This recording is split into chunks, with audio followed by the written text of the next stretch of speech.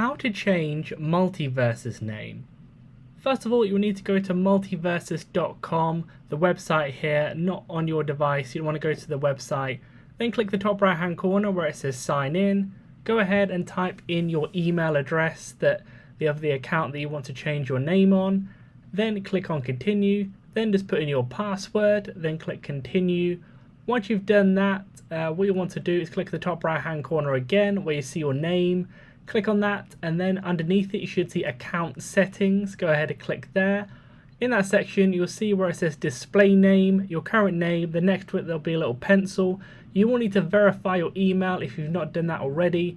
All it's going to do is send the email address a code such as this. Then you'll have to just copy and paste that code into there to verify your email if you've not done so already. Then click verify code. Once that's done, it should unlock where the little pencil where you can go ahead and click on that. Then you can change your display name within there. Then click update.